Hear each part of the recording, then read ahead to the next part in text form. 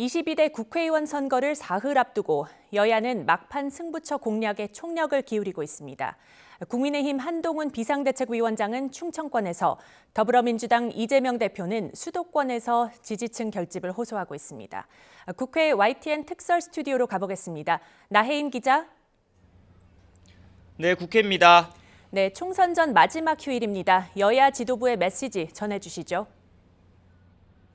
네, 종일 충청권을 돌고 있는 국민의힘 한동훈 비대위원장은 야권 심판론으로 선거 전 막판 표심을 공략하고 있습니다.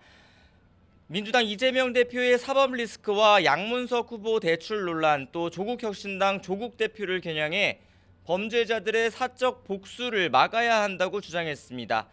대전 유세에서는 김준혁 후보의 막말 파문을 부각하며 민주당을 여성 혐오 또 성희롱 정당이라고 원색적으로 비난했습니다.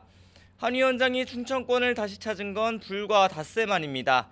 자체 분석한 박빙 지역 55곳 가운데 13곳이 이곳에 몰려있다고 보고 아직 마음을 정하지 못한 유권자들의 표심을 노리고 있습니다. 민주당 이재명 대표는 여당의 강세 지역으로 꼽히는 서울 강남 3구를 집중적으로 돌며 지지를 호소하고 있습니다. 민주당 입장에선 상대적으로 어려운 지역이지만 일부 선거구는 접전 양상이라고 보고 부동층 지지를 호소하고 있습니다. 이 대표는 오전에는 자신의 지역구인 인천 계양을에서 유세를 시작했습니다. 윤석열 정부 2년 동안 실정을 부각하며 투표로 정권을 심판하자고 목소리를 높였습니다.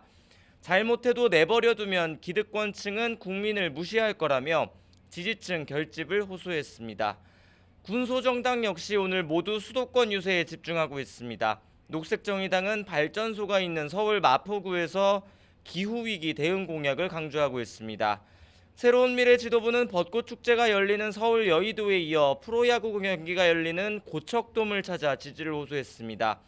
개혁신당은 경기 용인과 화성 등 주력 선거구인 경기 남부 반도체 벨트 유세에 집중하고 있고, 조국혁신당 조국 대표는 여의도 한강공원에 이어서 서울 홍대 입구역에서 시민들을 만나고 있습니다.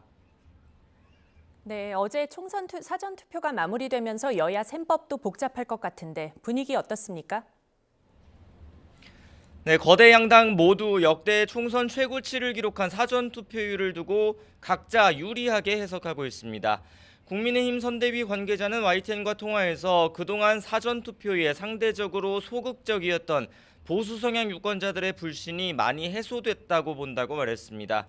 여당 강세인 대구 사전투표율이 전국에서 가장 낮긴 했지만 지난 총선보다는 높았던 점에 주목하며 본투표 날 지지층이 결집할 거라고 내다봤습니다. 특히 20대, 30대가 선거 전 막판 야권 후보들의 도덕성 논란에 반응하고 있다는 데이터가 확인되고 있다고 주장하며 젊은 무당층 표심에도 기대를 걸고 있습니다. 반면 더불어민주당은 높은 사전투표율엔 유권자들의 정권 심판 열망이 반영됐다고 해석하고 있습니다. 정부의 실정과 고물가 등으로 어려운 민생에 대한 분노가 높은 투표율로 나타났다는 겁니다. 특히 당세가 강한 호남 지역 투표 참여가 많았다는 점에 의미를 부여하며 남은 기간 지지층 결집에 총력을 쏟아붓는다는 계획입니다. 지금까지 국회에서 전해드렸습니다.